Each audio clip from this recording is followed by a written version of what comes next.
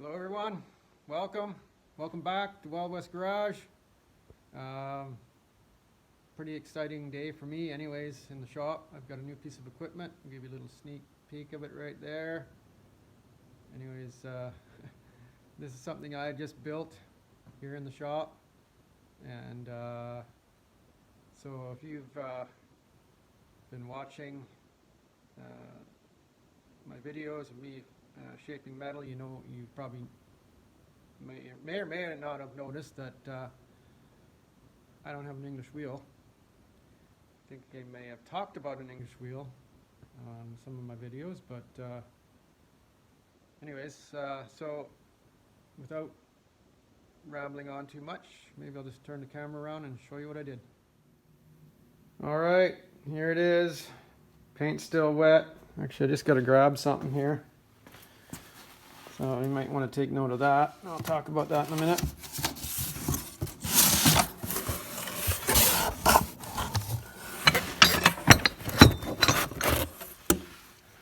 So yeah, here's the English wheel. I just finished building this.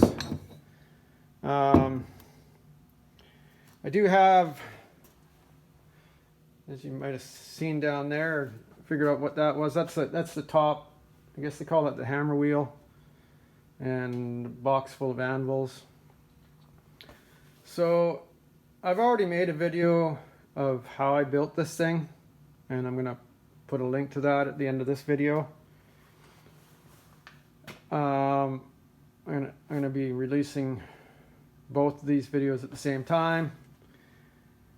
So I just thought that I didn't quite get everything included in the other video. So anyways, here we are. So today I came out here and painted this thing, cleaned it up and painted it, added the feet, and last night I made this modification here. So originally, and I'll explain all this in the other video, but this machine is basically made out of found items. This is a found item. All the metal was like scrounged from various sources. I did pay for this. It was used. A friend of mine upgraded his English wheel to 3-inch upper hammer wheel, and he got a new set of anvils with it as well. So I bought his old stuff. But originally I set out to build this thing entirely out of found items. And so that's what I did. So you can watch that in the other video if you want. So originally I had this stem with this saddle with this anvil. It's just an old bearing that I pull out of a scrap bin somewhere. And I put a bit of a, like a shape in it, a crown in it. So anyways, it turned out this bearing has like a flat spot in it, cogs. So it worked, and you'll see that in the other video if you want to watch it. So then I thought, I've got to get a new bearing, and I thought that bearing's probably going to be $20 or more maybe. I haven't priced it out. But then I thought, why don't I just put these anvils that I already have? I've got a whole selection of them, different radiuses. So I did that. I made another stem, and then made another, I modified the saddle that came with these anvils, but it was really wide and the shafts were really long, and it had set collars.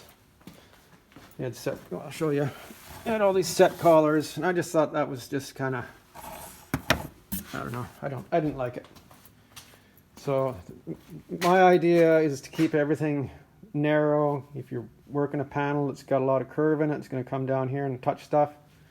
You want to keep it all tight, right? So I've made that modification now. Only problem I have is I can't quite get this out of here. But because these shafts slide, it works. I just tried that for the first time. So I was having trouble getting that out of there before. So that's going to work. Good. So anyways, here it is. This is the English wheel, and last night I came out here and messed around with it and did this. So that's what it can do. it's an English wheel. It's a fully functional English wheel. I just made this. I wanted to show this too. So this is just a piece of, I think it's 3/4 all thread rod, and I picked up a bunch of these handles. I'm going to say it was a garage sale. And this one had a keyway. So all I did was I ran a bead of weld on the shaft, and I just ground it to fit in the keyway. And it's got a set screw there. So I tighten up the set screw, and that's not going to go anywhere. You can probably see it better here. So short of grinding a keyway in the threaded rod, I just welded the key right onto it. So I haven't installed this in here yet. So we're going to do that together. I just painted the top of this thing too because it was kind of rusty. So there we go.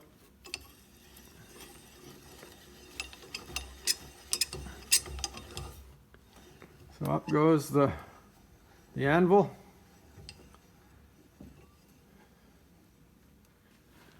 And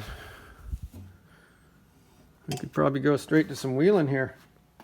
I'll just do a quick little demo on it. I'm going to start out with a flat piece. Find something in here. Guess it'll have to be this one. That's 18 gauge. Paint's still wet on this thing. Well, it's not wet, but it's not dry by any means. So I've got that cranked up pretty good, I think. Yeah, back it off.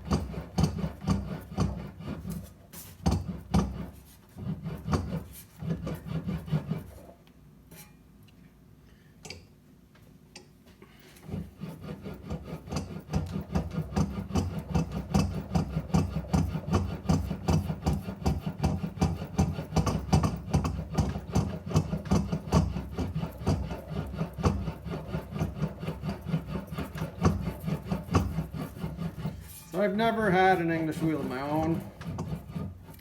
First time I ever touched an English wheel was in 1992 at the trade show during, this is rocking around more than I want, during the Daytona 500. I tried one down there. They had one set up at a trade show, and that's the first time I ever touched one. And then the next time would have been from the guy that I got these anvils in the well, I'm going to call it an English wheel kit because he gave me the post too. So that was the only other time, and I don't know how much I used that one.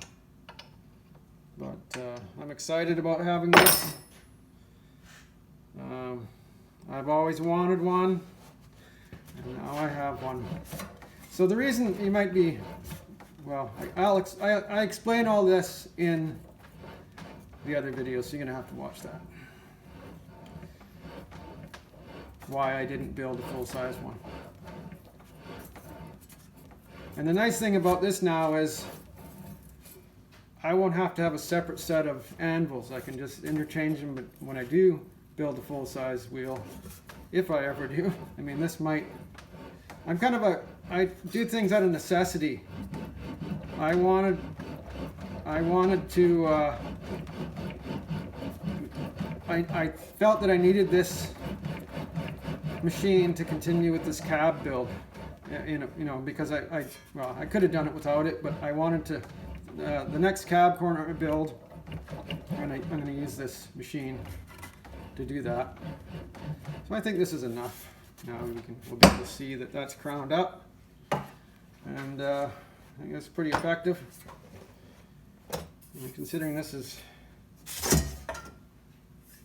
18 gauge, it's pretty stiff. So there we go. Does what an English wheel is supposed to do. So give another little look at it.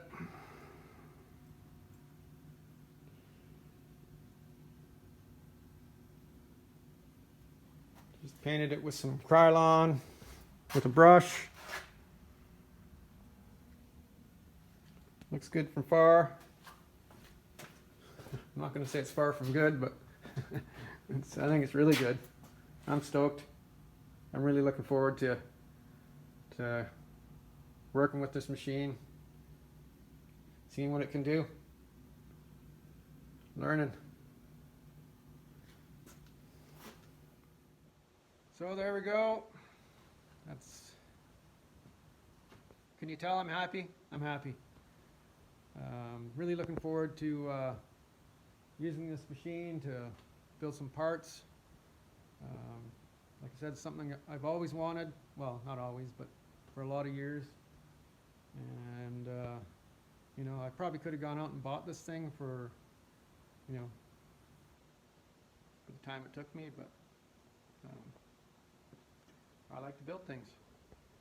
I got a lot of satisfaction out of just building that. If I could never use that again, I'd still be happy that I made it.